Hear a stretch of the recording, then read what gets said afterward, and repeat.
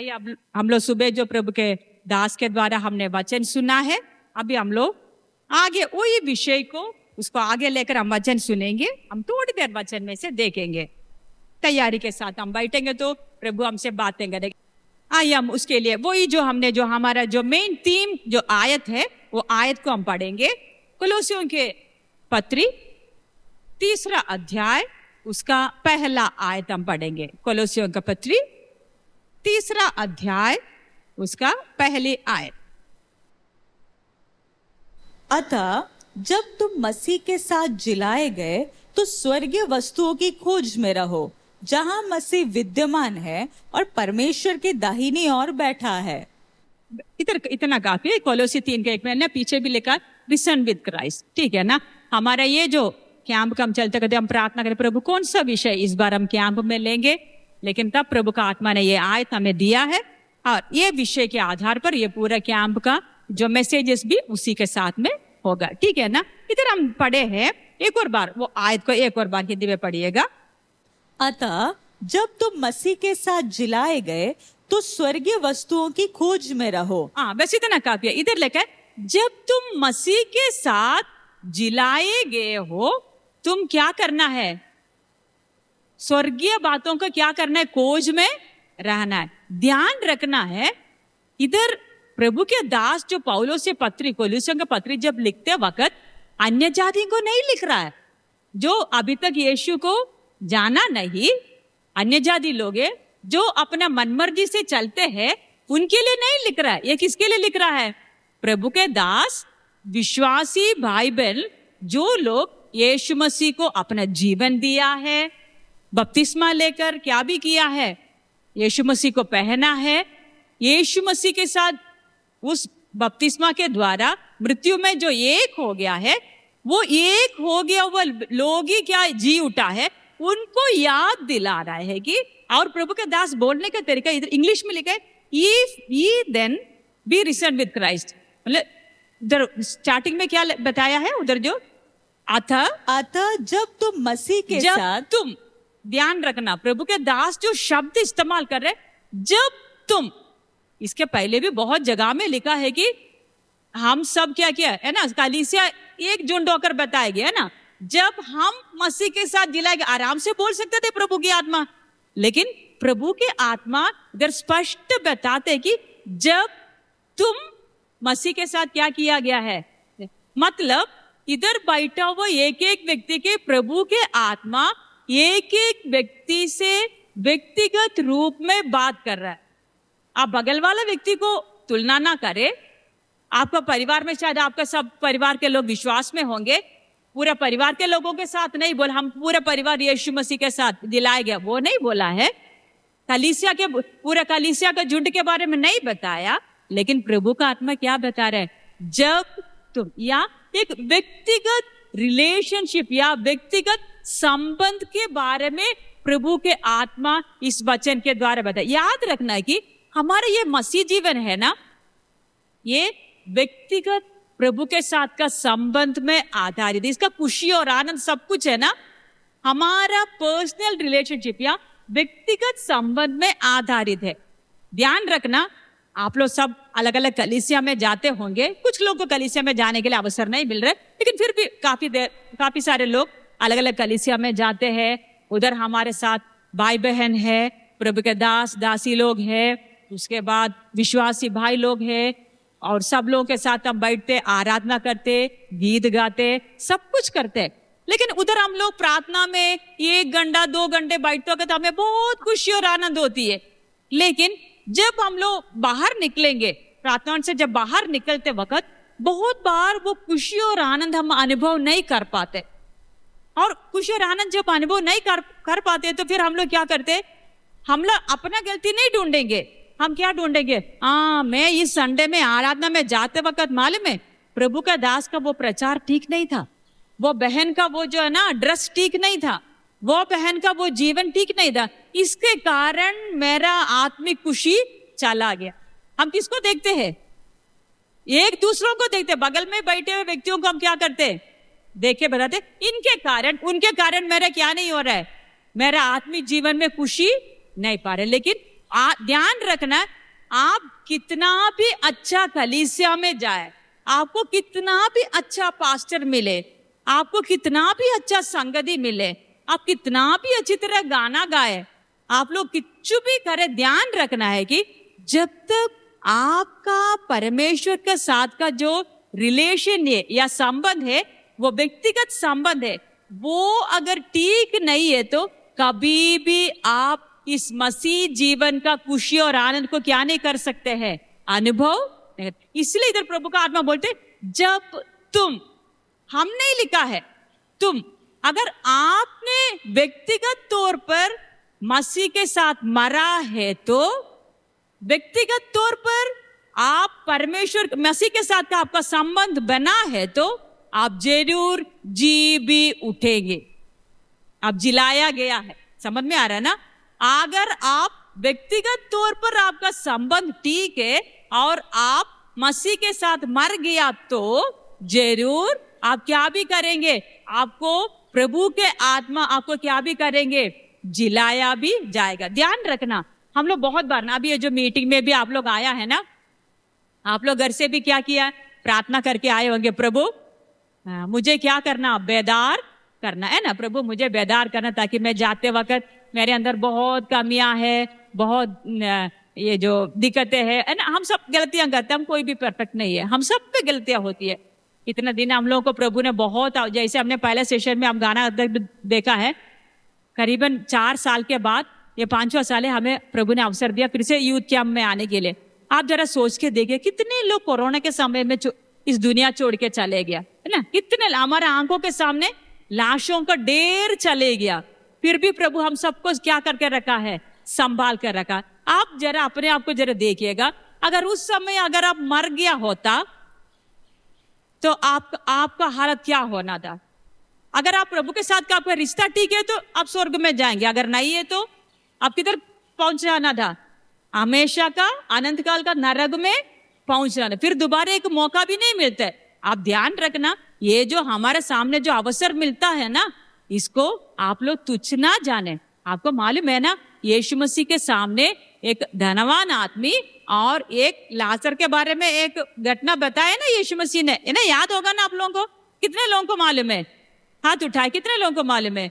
है ना, पढ़ा होगा ना आप लोग लाजर के बारे में और धनवान व्यक्ति, उनको बहुत कुछ, ये धनवान व्यक्ति को बहुत अवसर मिला था, लाजर के जैसे ही उनको भी क्या मिला, अवसर मिला। लेकिन धनवान व्यक्ति अपना जिंदगी में जो ऐश और आराम जो उनको मिला है, उसमें इतना टुन्न हो गया कि उनको आगे का जीवन के बारे में सोचने के लिए क्या नहीं है, कोई इच्छा ही नहीं था, समय ही नहीं था। लेकिन उसका बदले में ये जो लाजर जो है, जो गरीब था, जो भीख मांगता था, उनका घर के जो गेट के में रहने वाला व्यक्ति था, लेकिन यीशु मसीह ने बोला कि जब मरने के बाद लाजर किधर चले गया, अब्राहम का गोद में। लेकिन वो जो हम देखते वक्त धनवान व्यक्ति किधर पहुंच गया है, वो किधर पहुंच गया, तड़पने वाले जगह में पहुंच गया। वो परमेश्वर से विनती करता, प्रभु एक बार मुझे वापस जाने दे, ताकि मैं जाकर क्या करूं, मैं अपना भाइयों के एक बार जाकर बोलूं, भाई जो समय तुमको मिल रहा है ना, जो अवसर तुमको मिल रहा है, इसको क्या ना करे, उसको चोट क्या ना करे। आप लोग अनसुनी, ये जो परमेश्वर के आवास आपको मिलते हैं, अवसर जो मिलते हैं, इसको तुच्छ ना जाने। लेकिन परमेश्वर ने क्या किया है, उनको अवसर नहीं दिया। वो एक बूंद पानी मांगा, क्या मांगा, क्या मांग रहे थे उन लोग, वो धनवान व्यक्ति क्या मांगा, एक बूंद पानी मांगा। तब भी परमेश्वर ने क्या बोला, नहीं, जिधर तुम हो ना उधर ही रहेंगे। याद रखना, ये सब बातें प्रभु यीशु बोलकर गया। क्यों है ये सब? यीशु बार बार बोलते हैं ना, जिसको कान है वो सुन ले। हम सबके पास कान है। यीशु मसीह जिन लोगों से बात कर रहे हैं ना, सबके पास कान है या नहीं है? कान है ना? सब लोग सुन रहे नहीं सुन रहे थे, फिर भी यीशु बार बार क्या बता रहे, जिसको कान है वो सुन ले, क्योंकि नहीं तो क्या हो जाएगा। यीशु मसीह क्या बोले, तुम पूरा ठीक ठाक होकर तुम नरक की आग में पहुंचने से अच्छा है कि अगर तुम्हारा आंग तुझे धोखा दे तो उसको क्या कर दे, निकाल दे। अगर हाथ अगर आपको रुकावट डाले तो हाथ को काट कर फेंक दे, क्योंकि अच्छा है एक हाथ ना होते हुए जीना किधर पहुंचने से अच्छा है, नरक की आग में पहुंचने से अच्छा है। हम बार बार जो वचन सुनते वक्त ध्यान रखना, परमेश्वर ने जो हमें अवसर दे रहा है ना, इस अवसर को हम लोग तुच्छ ना जाने। ठीक है, दिक्कतें होती है, परेशानियां होती है, हमारे जीवन में समस्या आती है, बीमारी आती है, ये सब जीवन का हिस्सा है ना। बीमारियां भी आती है, बहुत कुछ आती है, लेकिन ध्यान रखना ये कोई भी चीज परमेश्वर का साथ का आपका रिश्ता को क्या नहीं करना है, कमजोर नहीं करना। ये समस्या आपके जीवन में आते वक्त ये सब आपका परमेश्वर के साथ का रिश्ता को क्या करने होने देना है, बढ़ोतरी का कारण होना है। समझ में आ रहा है ना? नहीं तो क्या हो जाएंगे, हम इधर उधर देखेंगे, हम समस्याओं को देखेंगे, लोगों को देखेंगे, लेकिन हमारा आत्मिक जीवन में हम क्या किधर रह जाएंगे, पीछे रह जाएंगे। ऐसे नहीं होना है। आइए हम इधर आगे हम देखते वक्त एक आयत हम पढ़ेंगे, कोलोसी 2 अध्याय उसका 9 से 13 तक पढ़ेंगे। कोलोसी 2 अध्याय उसका 9 से 13 तक। क्योंकि उसमें ईश्वरत्व की सारी परिपूर्णता सदैव वास करती है और तुम उसी में भरपूर हो गए हो, जो सारी प्रधानता और अधिकार का शिरोमणि है। हाँ, बस इधर लिखा 10वां, हम धीरे धीरे जाएंगे उसमें। इधर लिखा है कि 10वां आयत में लिखा है and ye are complete in him। उसमें हिंदी में कैसे दिया गया है, और तुम उसी में भरपूर हो गए हो।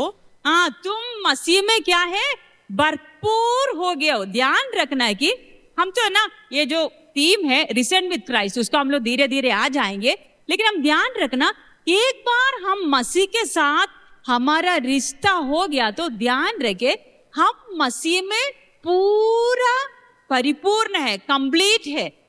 और आगे कुछ स्वर्ग में जाकर आपको कुछ परफेक्शन या कुछ और मिलने के लिए नहीं है। जो कुछ भी आपको परिपूर्णता के लिए मिलना है वो सब मसीह के साथ का आपका ये जो रिश्ता है ना, ये रिश्ता में सब कुछ है। अगर इस जिंदगी में इधर रहते वक्त आप उस परिपूर्णता को प्राप्त नहीं कर पाते हैं तो ध्यान रखे स्वर्ग में जाते वक्त भी आप क्या ही रहेगा, परिपूर्ण नहीं रहेंगे। आप क्या ही रहेगा, कुछ बाकी रह जाएगा आपके जीवन में। आप इनकम्प्लीट रहेंगे, आप कंप्लीट नहीं रहेंगे, क्योंकि इस दुनिया में रहते वचन कितना स्पष्ट बोलते हैं, आप मसीह में परिपूर्ण पूरा है आपके लिए सब कुछ। अगर आप मसीह में रहेंगे तो आपका स्वभाव, आपका सोच विचार, आपका चाल चलन, आपका जो नेचर है, आपका जो आदत है, सब कुछ इतना डिवाइन या दिव्य हो जाएगा कि आपको कोई चीज का क्या नहीं रहेगा, कमी नहीं रहेगा। ध्यान रखना हम सब में कमियां अभी है या नहीं, लेकिन परमेश्वर अवसर देते हैं हमारे जीवन में। एक एक दिन हम वचन सुनते हैं, हम वचन पढ़, अकेले भी आप बैठ के जब वचन पढ़ते वक्त ध्यान रखना ये सब किसके लिए है, मुझे उस मसीह में क्या होना है, कंप्लीट होना है। अगर मसीह में अगर मैं और आप कंप्लीट होना है तो ध्यान रखना है कि हमको सबसे पहले ये मालूम होना है कि मैं कौन हूं। सबसे पहले हमारे अंदर ये मालूम चलना है मैं कौन हूं। जब तक हम लोग उस ज्ञान में नहीं आएंगे, हम लोग मसीह की क्या नहीं करेंगे, वो जो किया हुआ काम, मसीह ने जो हमें बचाने के लिए जो आया हुआ काम, उसको क्या नहीं करेंगे, हम लोग इतना ध्यान नहीं देंगे। इसलिए अच्छी तरह ध्यान रखना, हम मसीह में आगे बढ़ते वक्त ध्यान देना है कि मैं मसीह के साथ क्या करना है, ये होते वक्त सबसे पहले मुझे ये एहसास होना है मैं कौन हूं, फिर उसके बाद मसीह कौन है, मसीह ने मेरे लिए क्या किया है, तब जाकर मेरा रिश्ता आत्मिक तौर पर क्या हो जाएंगे, बढ़ते जाएंगे। हम ध्यान इधर हमने पढ़ा है, उसका 9 आयत पढ़िएगा। क्योंकि उसमें ईश्वरत्व की सारी परिपूर्णता सदैव वास करती है। यीशु मसीह में ईश्वरत्व की सारी परिपूर्णता क्या रहता है, हमेशा वास करते हैं, हमेशा वास करते हैं। अगर ऐसा है तो मैं और आप यीशु मसीह में सदैव वास करेंगे तो ध्यान रखना वो परिपूर्णता मुझ में भी क्या हो जाएगा, आएगा नहीं आएगा, आप बोलो, जरूर आएंगे। जो परिपूर्णता यीशु मसीह में है वो किसके जीवन में भी आएगा, मेरे जीवन में भी आएगा। लेकिन आना है तो मैं और आप इस आत्मिक जीवन का गंभीरता को समझना बहुत जरूरी है। एक आयत को हम पढ़ेंगे, उसके बाद हम लोग बाद में यही आयत में बाद में आएंगे। पढ़िएगा एफेसियों के पत्री 2 अध्याय उसका 1 से पढ़िएगा। एफेसियों के पत्री 2 अध्याय उसका 1 से।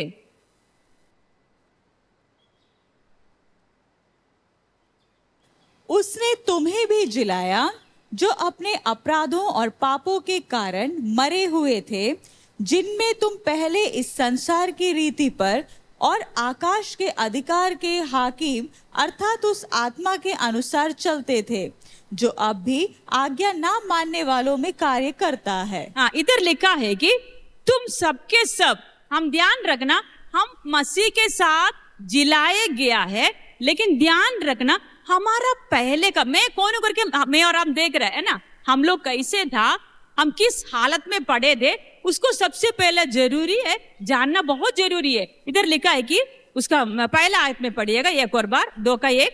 उसने तुम्हें भी जिलाया जो अपने अपराधों और पापों के कारण मरे हुए थे। हाँ, इधर लिखा है अपराधों और पापों के कारण मरे हुए थे। इंग्लिश में लिखा है कि and you had he quicken who were dead in trespasses and sins, dead in sins, है ना। हम सबके सब पहले क्या थे, हम लोग पाप में मरे हुए थे। ध्यान रखना, हम सबके सब कैसे थे, पाप में मरे थे। हम पाप में कैसे मर गया है, आपको मालूम है, मौत हमारे अंदर कैसे आ गया, जब एदन बगीचा में परमेश्वर ने आदम और हव्वा को रखे थे, तब परमेश्वर ने आज्ञा दिया कि तुमने क्या नहीं करना है, क्या नहीं करना है, भले और बुरे की, है ना, लिखा है ना, वो ज्ञान की वृक्ष में से क्या नहीं करना है, खाना नहीं। परमेश्वर ने वो आज्ञा क्यों दिया था, ये उनके सामने एक टेस्ट था कि उन लोग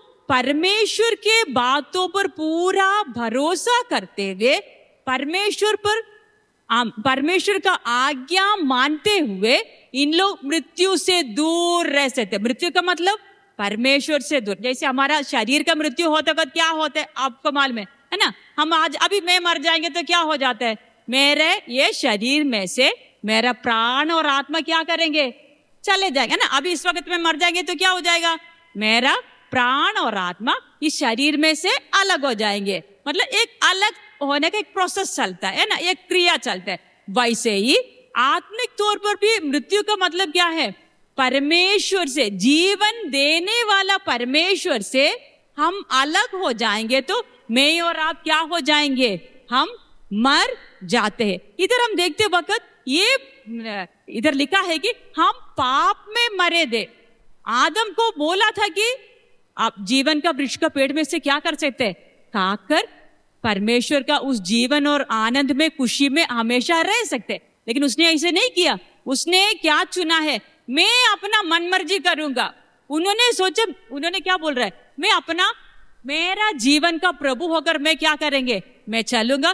परमेश्वर, मुझे आपके ऊपर भरोसा करने का, मुझे आपका आज्ञा मानने का कोई जरूरत नहीं है।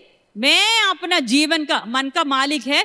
जैसे मुझे अच्छा लगता है मैं अपना मन मर्जी से चलेंगे। हाँ प्रभु, उसके बाद क्या करेंगे, मैं आपसे दूर रहकर मेरा जीवन को, मुझे अभी जीवन वो जो भलाई और बुराई का ज्ञान तो मिल गया ना, बस वो ज्ञान मेरे लिए काफी है। मुझे आपके साथ का रिश्ता का जरूरत नहीं। मैं अपना जीवन को मैं अपना हिसाब से, जैसे मुझे अच्छा लगता है मैं उस हिसाब से क्या करेंगे, चलाएंगे। परमेश्वर आपका आज्ञाकारी बनकर, आपका आज्ञा मानकर चलने का क्या नहीं है जरूरत। उसके कारण क्या हो गया, मौत को उसने, मौत इनको अगर पकड़ने के पहले सबसे पहले किसने मौत को अपना लिया, एम्ब्रेस किया है, आदम ने खुद क्या किया, बोले कि परमेश्वर मुझे आपका जीवन नहीं चाहिए, मैं आपसे विदा होकर मैं अपना रास्ता में चलेगी। इसलिए ये वचन में लिखे, आज भी ये दूसरा आयत में लिखा है ना, पढ़िएगा इसका दूसरा आयत में क्या लिखा हुआ है, जिनमें तुम पहले इस संसार की रीति पर और आकाश के अधिकार के हाकिम अर्थात उस आत्मा के अनुसार चलते थे जो अब भी आज्ञा ना मानने वालों में कार्य करता है। अब भी आज्ञा ना मानने वालों के अंदर यही बात चलती है। क्या बात चलती है?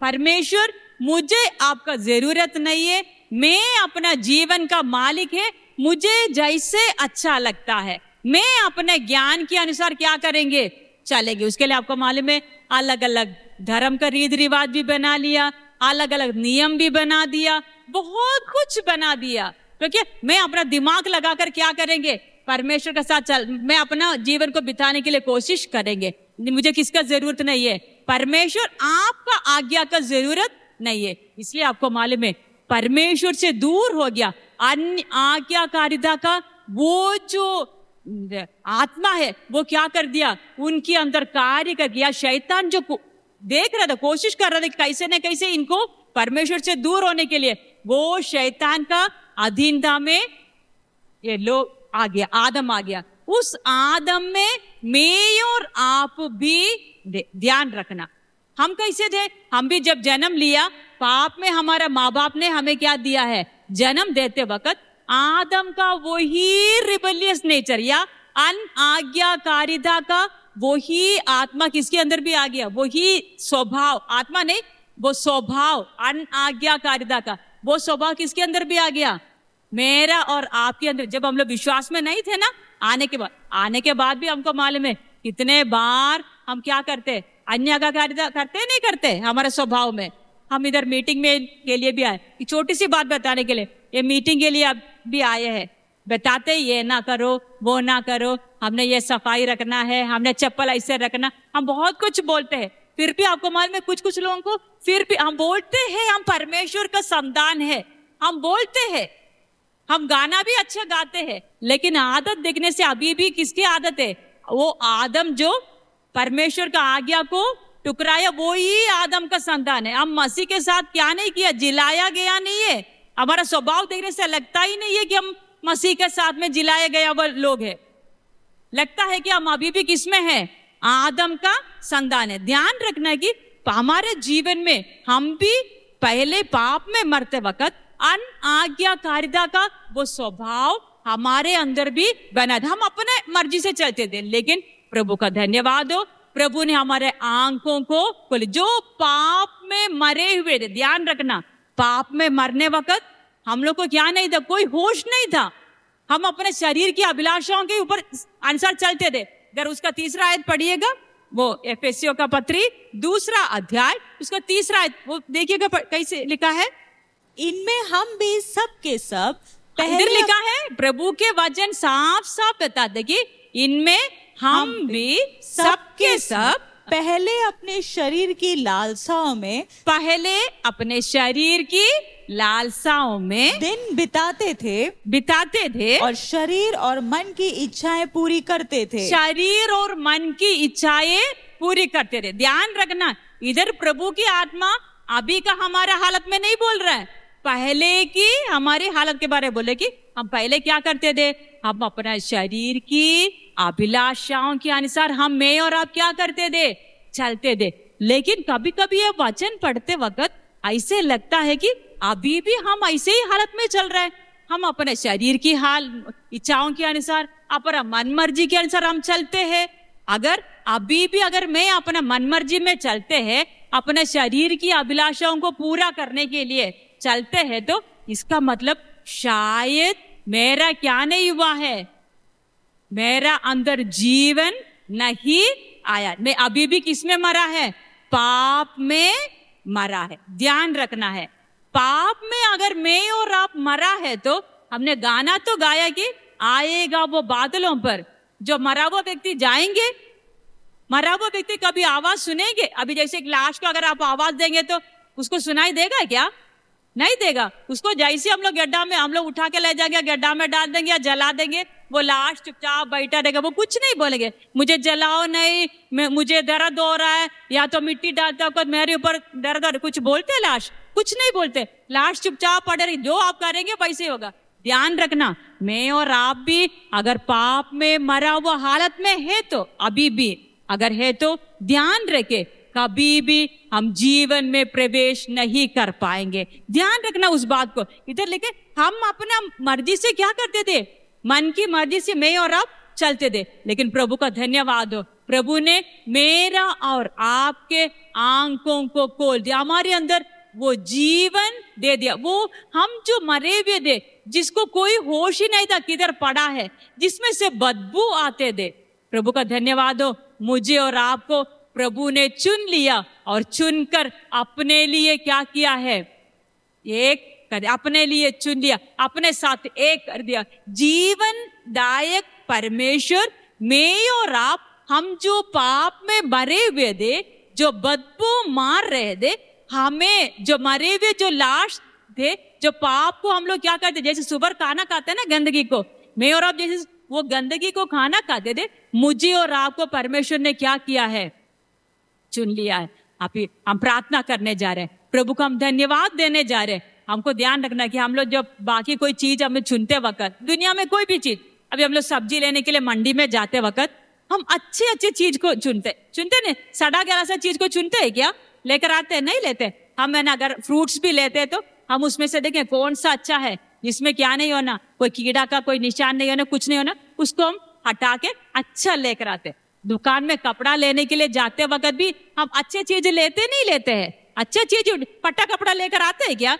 आप लोग टी शर्ट लेने के जाते हैं, शर्ट लेने जाते हैं, या पैंट्स लेने जाते हैं, बहन लोग सूट लेने के लिए जाते हैं, आप लोग फटा पुराना लेकर आते हैं क्या। आप लोग एक बार और क्या करेंगे, पूरा खोल काल कर देखेंगे, ताकि मुझे क्या ही चाहिए, अच्छा ही चाहिए। अगर मुझे और आपको चुनने के पहले अगर परमेश्वर ने भी, स्वर्ग का परमेश्वर, जो पवित्र परमेश्वर, जो जीवनदायक परमेश्वर, मुझे और आपको भी अगर ऐसे ही अगर परमेश्वर अपना मापदंड में अगर चुन लिया होता, तो शायद मैं और आप, हम इधर नहीं बैठ नहीं पाते। हम इधर बैठने के लिए कोई योग्य नहीं है। हम जरा अपना जीवन को देखे, कितने बार हम लोग, छोड़िएगा हमारा पुराना जीवन को छोड़ देगा, अभी भी जब हम मसीह के साथ चलते वक्त कितने बार ऐसे काम करते जो प्रभु को बार बार दुख देते हैं। सर्वज्ञानी परमेश्वर को मालूम है, मैं इनको नया बनाएगा तो भी ये फिर भी अन्य का आज्ञाकारिता ही करेंगे, आज्ञाकारिता का मन से साथ मेरे साथ नहीं चलेंगे, मेरे वचन का पालन नहीं करेंगे, मुझे प्रेम नहीं करेंगे। ये सब बातें किसको मालूम था, सर्वशक्तिमान सर्वज्ञानी परमेश्वर को मालूम था। फिर भी मुझे और आपको परमेश्वर ने क्या कर लिया है, चुन लिया। हम प्रभु को कितना धन्यवाद देना चाहिए। आइए हम अपना आंखों को बंद करें, प्रार्थना करें। हालेलुया। हम नोट्स तो लिखते हैं, हम वचन प्रचार सुनते हैं, अच्छी बात है, गाना भी गाते हैं, लेकिन ध्यान रखना है, अगर मैं और आप हम अपना असली हालात को अगर हम नहीं समझेंगे तो हम लोग इधर आकर जो गाना गाते, वचन सुनते हैं, ये सब कुछ क्या हो जाएंगे, व्यर्थ हो जाएगा। आइए हम अपने आंखों को बंद करें, प्रार्थना करें, प्रभु को धन्यवाद दे। एक बार हम अपना जीवन को देखें, हमारे हालात को जरा देखिए, हम किधर पड़े हुए थे, कितने गंदगी में पड़े हुए लोग थे, हमारे अंदर कोई खूबी नहीं था, फिर भी प्रभु ने हमें क्या कर दिया है, चुन लिया है, हमारे एक को चुना है। हमारे अंदर कोई खूबी नहीं है। सर्वज्ञानी परमेश्वर अगर मेरे और आपका अभी का हालत भी अगर देखकर हमें चुनने का अगर कोशिश करेंगे, तो भी अगर मैं और आप अगर परमेश्वर की जगह में, तो हम बोलेंगे नहीं, इस व्यक्ति को नया जीवन देने से भी कोई फायदा नहीं है, ये मेरे ऊपर भरोसा नहीं करेंगे, ये मुझे प्यार नहीं करेंगे, ये अपना मन मर्जी करता रहेंगे। चाहे कितना भी वचन इनको सुनाए, चाहे कितना भी मैं इनसे बात करेंगे, तो भी ये फिर भी अपना मन मर्जी से ही चलेंगे। कितने बार पवित्र आत्मा परमेश्वर को हमने दुखी किया है, फिर भी परमेश्वर हमें छोड़ के नहीं गया, मुझे और आपको चुन लिया। किसके लिए? अपने लिए। Hallelujah, hallelujah. इस पृथ्वी में मुझे और आपको भेजा है, हमारे लिए सब कुछ दे दिया, इस पृथ्वी के लिए जो कुछ भी सब कुछ हमें दे दिया, लेकिन उससे बढ़कर उस स्वर्गीय राज्य के लिए, उस अनंत जीवन के लिए मुझे और आपको भी चुन लिया है। हालेलुया। हम मुंह खोल के प्रभु को धन्यवाद है। Hallelujah, hallelujah. धन्यवाद हो प्रभु, धन्यवाद हो प्रभु जी, आपका प्रेम के लिए धन्यवाद हो प्रभु, आपका करुणा के लिए धन्यवाद हो प्रभु जी, आपका अनुग्रह के लिए धन्यवाद हो प्रभु। Hallelujah, hallelujah, hallelujah. धन्यवाद हो, धन्यवाद हो, धन्यवाद हो प्रभु जी। Hallelujah, hallelujah. प्रभु आप मुझे इतना प्रेम करने के लिए प्रभु, आप मुझ में क्या खूबी देखा। हम गाना अक्सर गाते हैं कि कल प्रभु ने मुझे चुनने के लिए मुझ में क्या खूबी देखा था। मेरे अंदर देखने के लिए कोई खूबी नहीं है, दुनिया के सामने में हमारे अंदर कोई खूबी नहीं है, कुछ भी नहीं है। Hallelujah, hallelujah. मैंने पाँव से प्रभु के रास्ता में नहीं चला, मैंने नयन से कभी भी प्रभु की महिमा नहीं किया, मैं मेरे हाथ से प्रभु की महिमा नहीं किया है। पाप की मजा को मैंने चख कर उसी में मैं अपने जीवन को बिता रहे दे, तब भी परमेश्वर ने मुझे प्रेम किया। Hallelujah, hallelujah, hallelujah.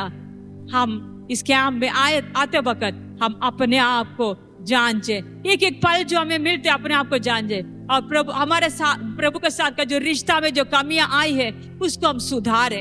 अगर प्रभु को हमने दुखी किया है, हमारा पाप का इच्छाओं में अभिलाषाओं में अगर हम लोग जीवन बिताते वक्त अगर हमने प्रभु को दुखी किया है, तो हम अपना प्रभु को सामने अपने आप को समर्पण करें, प्रभु से बोले प्रभु मुझे माफ कर दे, प्रभु आपको प्यार को और टुकराने के लिए मुझे मौका नहीं, प्रभु इतना दिन जैसे मैंने जिया वैसे नहीं, प्रभु आगे से एक एक पल आपके साथ चलने के लिए आप मुझे सहायता करना। Hallelujah, hallelujah. धन्यवाद हो, धन्यवाद हो। ये कैंप में आते वक्त आप शायद बीमार होंगे, आपका जीवन में बहुत कष्ट मुसीबतें होंगे, आपको अच्छा नौकरी नहीं मिलते होंगे, शायद बहुत बहुत मन में बोझ के साथ शायद आप लोग कुछ लोग आए होंगे, सब लोग वैसे नहीं, कुछ लोग आए होंगे। आप लोग के अंदर ये इच्छा होगा शायद मैं यूथ कैंप में जाके अगर प्रभु के साथ का मेरा रिश्ता ठीक हो जाएंगे तो सारा मेरे जीवन का समस्या दूर हो जाएंगे। लेकिन ध्यान रखें, जैसे हमने गीत गाया है, आएगा वो बादलों पर। प्रभु यीशु कभी भी आ सकते हैं, मृत्यु कभी भी हमें लेने के लिए आ सकते हैं, कभी भी हमें लेने के लिए आ सकते हैं, लेकिन उसके पहले मुझे मेरे प्रभु के साथ मेरा रिश्ता ठीक करना है। मेरे प्रभु के साथ का मेरा जीवन जो है वो प्रभु का जो जीवनदायक परमेश्वर के साथ का मेरा रिश्ता ठीक होकर वो जीवन का वो परिपूर्णता मेरे अंदर आना है। पवित्र आत्मा आप मुझे सहायता कर। Hallelujah, hallelujah, hallelujah. धन्यवाद हो, धन्यवाद हो, धन्यवाद हो प्रभु जी। हालेलुया। सर्वशक्तिमान परमेश्वर हम आपको धन्यवाद देते प्रभु जी। प्रभु फिर से आपका पवित्र चरणों में आने का आकर आपका वचन सुनने के लिए आपने सहायता किया, धन्यवाद देते प्रभु। हमारे जीवन में बहुत सी कमियां हैं प्रभु, हम सबके सब आपके चरणों में आकर बैठे हैं तो भी प्रभु हम अपने आप को जांच के देखते वक्त अभी भी बहुत कमियां हमें है प्रभु। बेशक हमने उस जीवन को पाया है तो भी प्रभु अभी भी उस मृत्यु का, उस पाप का, उस बहुत सारे आदत, बदबूदायक आदत हमारे अंदर अभी भी है प्रभु। प्रभु उन सब के ऊपर जय पाने के लिए प्रभु आपके और करीब आने के लिए प्रभु आप हमें सहायता कर। इस मीटिंग के द्वारा, इस कैंप के द्वारा प्रभु हर एक नौजवान भाई बहन प्रभु आपका जीवन का बहुतायत को पाकर जैसे जाने के लिए एक एक को आप सहायता करना है। अभी तक आपने सुबह से लेकर अभी तक आपने हमें सहायता किया, वचन के द्वारा बातें किया, हम प्रभु गीत गाकर आपको स्तुति करने के लिए भी आपने सहायता की, इससे धन्यवाद देते प्रभु। प्रभु हम थोड़ी देर अभी विश्राम करने के जब जाते वक्त प्रभु ये जो सुना हुआ वचन हमारे जीवन में कार्य करने पाए, बाकी बातों में, फालतू बातों में लेकर कभी भी प्रभु जी ये जो जीवन का वचन हमारे अंदर से शैतान चुप के ले जाने के लिए मौका ना होने दे। पवित्र आत्मा हर एक को सहायता करना, प्रार्थना सुन लिया, धन्यवाद देते प्रभु यीशु मसीह का पवित्र नाम से मांगते हैं, आमीन।